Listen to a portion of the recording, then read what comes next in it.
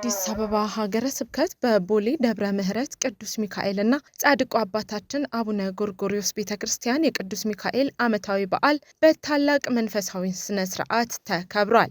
የዛሬው ክብረ በዓል መልአኩ ቅዱስ ሚካኤል ሕዝበ እስራኤልን ከግብጽ ባርነት ያወጣበት እንደሆነና ይህ በዓል በደብሩ በታላቅ ድምቀት እንደሚከበር ተገልጿል። ሕዝበ እስራኤልን ከብዙ መከራ ያወጣበት በተልእኮው በተራዳኢነቱ የረዳበት ያዳነበት ቀን ነው ዛሬ። በክብረ በዓሉ ላይ የተለያዩ አድባራትና ገዳማት አስተዳዳሪዎች፣ ሊቃውንት አባቶች፣ ከሀገረ ስብከት የተወከሉ እንግዶች ተገኝተዋል። የደብሩ አባቶች ካህናትና ዘማሪያን በታቦተ ሕጉ ፊት ያሬዳዊ ዝማሬን አቅርበዋል። እንዲሁም ዘማሪያን በበገና አምላከ ቅዱስ ሚካኤልን አመስግነዋል። ህዳር 12 ቀን የሚከበረው የቅዱስ ሚካኤል ዓመታዊ በዓል በእግዚአብሔር ቸርነት ሕዝበ እስራኤልን ከፈርዖን አገዛዝ ከግብጽ ባርነት ያወጣበት መሆኑን በተመለከተም ብሉይን ከሐዲስ አጣቅሰው መጋቤ ሐዲስ እሸቱ ዓለማየሁ ትምህርተ ወንጌል ሰጥተዋል። ሙሴ የኤርትራን ባህር የከፈለበት መስቀል የሐዲስ በትር የሐዲስ ኪዳኑ የክርስቶስ መስቀል ምሳሌ ነው። የኤርትራ ባህር የኃጢአት ምሳሌ ነው። ፈርዖን የዲያብሎስ ምሳሌ ነው። ግብጽ የሲኦል ምሳሌ ናት። ከሰማይ የወረደው መና ከዓለት የፈለቀ ውሃ በሐዲስ ኪዳን የበላ ነው።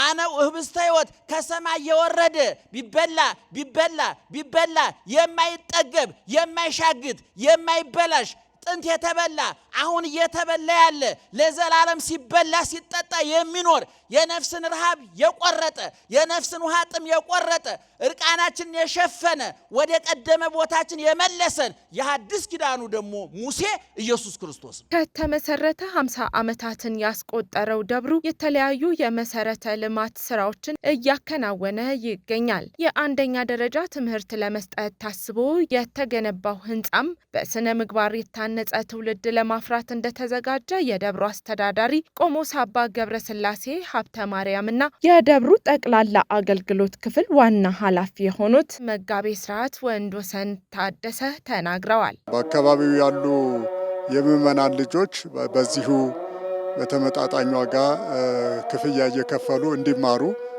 በዚያውም ጎን ለጎን ደግሞ የስነ ምግባርና የግብረ ገብ ትምህርት እንዲማሩ ለማድረግ ታስቦ እየተሰራ ያለ ሁኔታ ነው ያለው። ትምህርት ቤቱ ያው በአካባቢው ላይ ያሉ ምዕመናን ልጆቻችን ካለው ወቅታዊ ነገር ሃይማኖታዊ እንቅስቃሴውም የቤተክርስቲያን ልጅነትም ወጣቱን ወደ ቤተክርስቲያን ከማቅረብ አንጻር ቤተክርስቲያኑ ህንጻ ቤተክርስቲያኑን ብቻ ሳይሆን የሰው ልጅንም ህንጻ የግዴታ መቅረጽ ኃላፊነት ስላለባት ትምህርት ቤት ታላቅ ትምህርት ቤት በቦታው ላይ ግብረ ገብም ሁሉን አቀፍ የሆነ ጫረታ አውጥቶ የህንጻ ኮሚቴ የልማት ኮሚቴ በማቋቋም ቦታውን ስራውን ጀምሮ አሁን ወደ ማጠናቀቅ ላይ ደርሷል።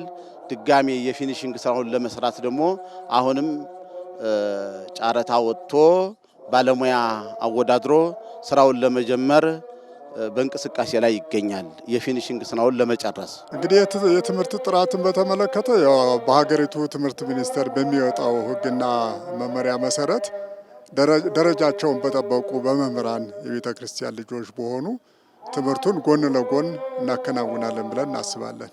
ከ2015 ዓ.ም ጀምሮ የተቋቋመው ሰበካ ጉባኤ የተከናወኑ ተግባራትና የታቀዱ ስራዎችን በተመለከተ ሪፖርት ያቀረበ ሲሆን የአካባቢውን ምዕመናን ቁጥር እንዲመጥን ሆኖ በቀጣይ የሚገነባው ህንጻ ቤተክርስቲያን ዲዛይን ተጠናቆ ተግባራዊ እንቅስቃሴ ላይ እንደሚገኙም ተገልጿል።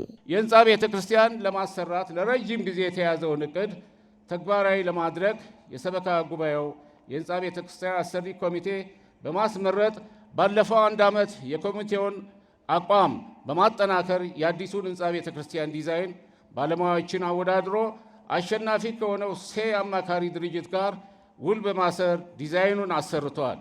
የህንጻ ቤተክርስቲያን ዲዛይንም በሚመለከታቸው አካላት ደረጃ በደረጃ ግምገማ ተደርጎበትና አስፈላጊውን ግብአት ከአባቶች ካህናት ተወስዶ ለአዲስ አበባ ሀገረ ስብከት ሊቀ ጳጳስ ብፁዕ አቡነ ሕርያቆስ የሀዲያ ስልጤና የአዲስ አበባ ሀገረ ስብከት ሊቀ ጳጳስ ቀርቧል። በዚህ ዕለትም ዲዛይኑን ያዘጋጀው አማካሪ መሐንዲስ ዝርዝር ገለጻ የተደረገ ሲሆን የደብሩ ሰበካ ጉባኤ አስተዳደር ጽሕፈት ቤትና የህንጻ ሰሪ አመራሮችም በአካል ቀርበው በማስረዳትና መመሪያ በመቀበል ብፁዕነታቸው ስራው እንዲጀመር ፈቅደዋል። በስብከተ ወንጌልና በአብነት ትምህርት ዙሪያም በስፋት እየተሰራ መሆኑ ነው የተገለጸው። በቤተ ክርስቲያናችን ታላቁና ዋናው ትልቁ የቤተ ክርስቲያን የጀርባ አጥንት ስብከተ ወንጌል ነው። በወንጌል አገልግሎቱ ታላላቅ መምህራን ሰባካያኖች አሉ። የስብከተ ወንጌሉ አሁን በዚህ በዓል እንኳን ለ4 ቀን ጉባኤ በማዘጋጀት ታላላቅ መምህራንን በመጋበዝ በቦታው ላይ ለ4 ቀን ያህል የጉባኤ መርሃ ግብር አዘጋጅቶ ስራውን እያከናወነ ይገኛል። ሌላው የአብነት መምህራን በቦታው ላይ የድጓም ሁሉም መምህራኖች አሉ። ለቤተ ክርስቲያን ብዙ ዲያቆናት በአዲስ አበባ ሀገረ ስብከት እየላክን የድቁና ማዕረግም የተቀበሉ ብዙ ለክህነት አገልግሎት ያወጣናቸው የደረሱ ልጆቻችን የአካባቢ ወጣቶች አሉ። በቀጣይ ደብሩን የሚያግዙ የልማት ስራዎች ታቅደው ተግባራዊ እንቅስቃሴ ውስጥ መሆናቸውንም ተናግረዋል።